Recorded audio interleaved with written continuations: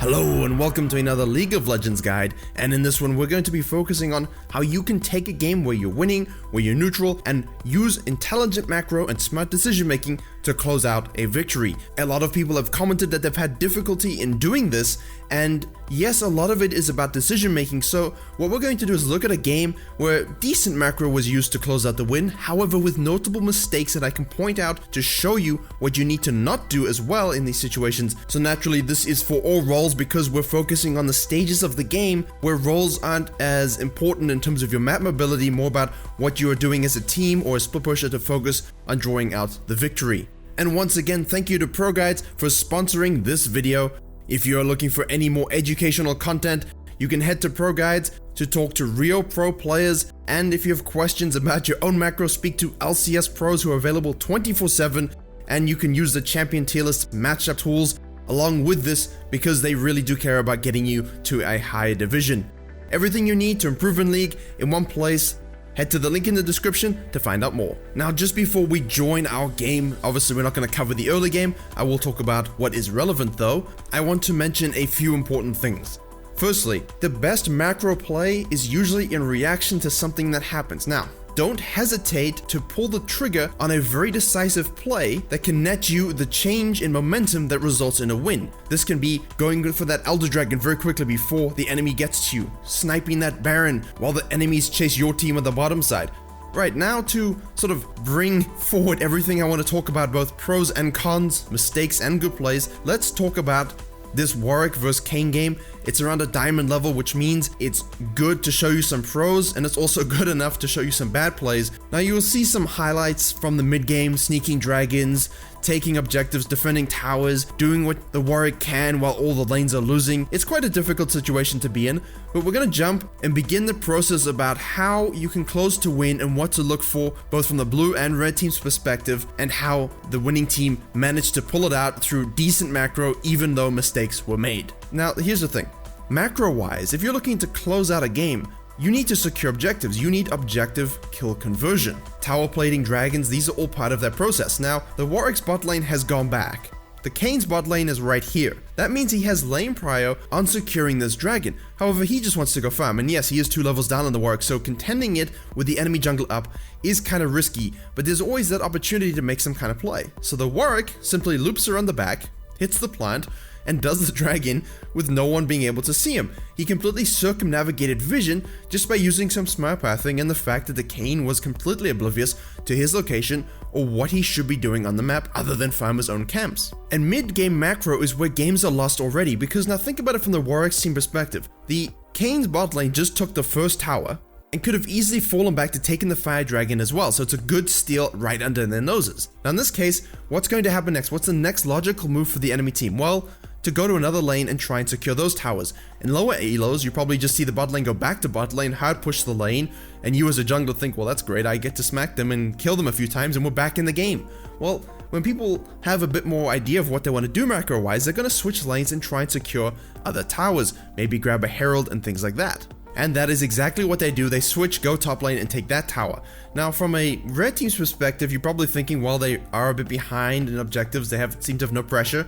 The biggest thing I can tell you, solo laners or ADCs, whoever likes to split push the side lanes, is please stop pushing beyond vision lines in these kind of games. This lets your team lose very quickly. I don't care who you are, even if you're the jungler. If you're pushing hard beyond vision lines, you're just going to die and end up having 4v5 situations. And when you do that around crucial dragon spawns, baron spawns, herald usages, that can cost you basically game-changing leads and game-changing gold swings. So what the Fizz actually sets up very nicely along with the brand in this case is that because the Kayle is pushing the bottom lane and drawing a lot of attention, you see the Nautilus move by in front of the dragon. This gives the Warwick and the Fizz time to 2v2 the enemy Clyde and Kayn around the mid lane. Why is it so important to look for a fight now? Well, the Warwick is ahead in levels, has more items, has had more impact, but also that third Fire Drake is spawning. So whenever there's about a minute left before some crucial objectives or neutral monsters are showing up on the map, You want to be able to set up that area with vision, traps, and if you have leads in certain positions, try and make a pick so that that objective is easily taken when it does spawn. You don't want to wait to the last minute before rotating, because if you're blind, if you face check, well then you're going to get caught out, you're going to lose the objective, you're probably going to lose even more than that, and that's something that Kane's team really should have thought about. There's a fire dragon coming up, the enemy has snuck away 2 of them, we have the tower lead, why aren't they putting a proactive vision in the enemy jungle and then falling back to the dragon, setting traps themselves? They have the better 5v5 at this stage, and you know that Kale is just narcissistically pushing those side lanes without any regard to team play whatsoever. That's their macro fault, giving away objectives to a team you could easily put away. So when you're looking to close a game out, don't give up anything where you can win them just by being proactive with your own objective control.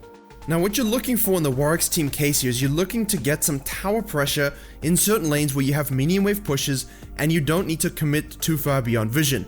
The problem is that Kale is repeatedly doing this and actually dying quite a bit. Now, after some back and forth, basically the red team doing a good job of holding on as much as possible, using the Kale pressure to sort of deny the enemy's ability to hard push. However, because of the advantage that the Tristana has over the Kai'Sa at this stage, it's quite difficult, even in a 4v3 fight, to guarantee success when you don't have the Kale ultimate to help out. So what happens is, it's about the overall macro play of both teams. Who's gonna make that mistake first? And that's what you're looking for. What's the mistake that's gonna be able to allow a team to pull the trigger on a decision that can help you close the game out? The crux of this video. In this case, the Kale died a few more times doing some small pushes, so the Kane thinks, hey, I can just use my E, my new fancy cooldown, to move in and out of walls and try and, oh look, oh no, I'm collapsed, I'm dead. It is an impatient move, it's one that costs you a free death, and now what does the red team, if you're in a, I don't care what MMR you win, if everyone knows what to do in this situation, you can make a play. That is, you have one crucial member dead, then you have the enemy jungler dead. That means the Baron is all of a sudden a play. However, when you have that situation, you need to try and win a team fight 5v4. And this is especially important if you have minion waves pushing in your favor. You notice the top lane, thanks to a nice push earlier on, that's got a nice stacking wave in the top lane, that's what you want. And after a one team fight in the mid lane, even if it's a bit messy, that's simply about teamfighting mechanics, there is a mid lane minion wave with a cannon perfectly aligned with your team. And when you have a minion wave with you, yes, you can go and switch off to that Baron. However, you need to ask 2 questions. 1, can we secure Baron after we take an inhib because we will have that lane pressure? And 2, do we have waves to support us right now or in a few minutes? If you have waves to support you right now, get that inhib. Don't give up something that is difficult to get when you're in a neutral or behind game. Even if you have slight advantages, go forward, take the inhibitor, and fall back. Now, some things you need to pay attention to in this situation, because this is where I think a lot of you have trouble closing out games based upon your decision making. You've gotten that inhib, you've gotten that overall end game advantage. What's the next step? Firstly, be aware of the counter Baron. If the respawn times are longer or shorter, pay attention to that. It's very possible that as you go back to base, the enemy all group up and run to that Baron. That's a common thing to do, especially if a game could get out of hand very quickly if you do give it up. But if you're the brand, you know that the blue Kayn is in the area, why are you walking through the jungle, giving him easy access with his E? You've just wasted yourself. You are a huge source of damage and CC, and now, goodbye, you're dead. Now, in the Kayn's perspective, you could have grouped up your team, maybe killed the brand, gotten out, and then gone and done the Baron, but you then died to the Fizz. That's not good macro, that's just, I want to kill. I like kills and I'm Kayn and stuff. It doesn't play into your macro game whatsoever, and you've just thrown away any opportunity you had to make a counterplay to the inhibitor take, given that your team actually had the lead up until that very moment. But from the Warwick's team perspective, what's next on the map? Alright, so do you want to push that bottom lane? Hell no. As soon as you go to the bottom lane, even if the mid lane is pushing because you have super minions, as soon as the enemy team pushes that up a little bit, they're just going to go straight to the Baron, and now they've got the defense system in place to farm the super minions, gain advanced golden experience, and you won't be able to siege. So you don't really want to go bottom lane. You want to head to that top side and try and push that lane in as much as possible. Get some vision in the jungle, sort of set up the Baron. In an ideal world where the enemy doesn't have a lot of wave clear, maybe you can get a second inhibitor. The key is to be patient and watch the push of the mid wave. Because you have supers, it will push in your favor. You don't want to pull the trigger on a fight. You want to wait until that minion wave is in a good position, that if you choose to fall back to Baron, they are risking losing a Nexus tower by ditching that wave. That gives you a numbers advantage around the area. So what happens in this game, because the Kayle decided to farm a bit more and basically she distorted her back timing to the rest of her team, the enemy team sees this and tries to hard engage with the Kled ult. The Kayn goes way too deep and dies almost immediately. That's the problem with blue Kayn, if you don't know what you're doing. And secondly, you have mid inhibitor down and the Baron is on the map, and yes, the Warwick escaped using his ultimate, but you're dead.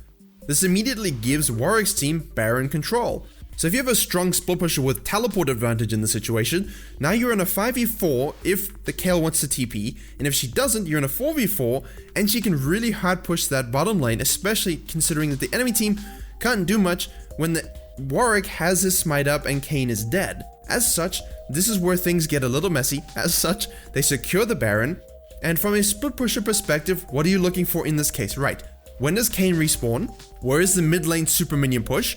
And what is happening to the rest of my team and their team? The enemy's mistake is then getting caught up in chasing the rest of the red team all over the top side of the map. And so the Kayle does a very good job, pretends to go back, falls away a little bit, so the pressure seems gone. As soon as she sees the rest of the team dying and still in the top side, well, pushes in a bit more with that Baron and secures a second inhibitor. So overall, a good play. Not the cleanest, not perfect, but it is solo queue, and a second inhibitor is achieved. Kayle's mistake is not getting the inhib and leaving. There was greed involved in trying to fight 1v2, 2v3, not thinking about the enemy's back timing. So if you are a split pusher, Udyr's are very good at this, take the inhibitor and sprint away. Why? Well, you've got a dragon spawning now. Now, because Kayle's dead, instead of regrouping all 5 top lane and immediately shoving that wave with the Baron, because the Kayle's dead, that means they have to fall back and take the dragon. Now, look at the Brand. Again, caught out trying to make a pick. Why are you even making that decision? Same as the blue Kayn, same as so many people in low elo. Stop doing this. You are not a hero to 1v9. You are Brand. You are blue Kayn. If you make one screw up, you're dead. You're squishy. Please keep an eye on this in your decision making. Ask yourself, if I die here, if I lose this Baron, if I sacrifice myself for whatever reason, can I lose the game from it? In the Brand's case, no, you cannot, but you run the risk of it. It's just pointless. Just close the game and win. Get your LP.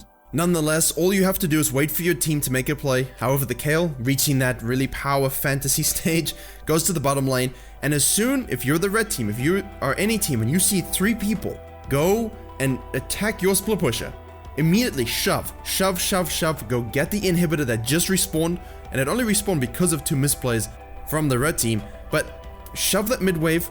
Kayle dies, she did take 1 with her, which means you can take the mid inhib, rotate to the top side, win the team fight, take the towers, and push to end. Don't go back, push to end. Look at the death timers, you have the dragons, you have the power spikes, you are ahead, just hit the towers and end. Focus those Nexus towers, focus the Nexus, and win. And that's what we call around the world. So if you're in a game that's a bit more structured where everyone's staying together, say you took the mid lane, right?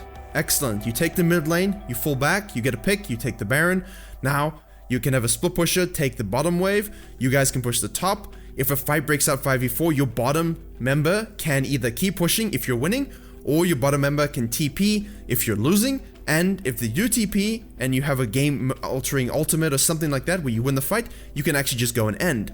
Trying to take all the inhibitors while waiting for the minion waves to push in your favor, having that patience, knowing when to pull the trigger on the Baron is very important. Now, I understand there's a lot of things to cover in this video.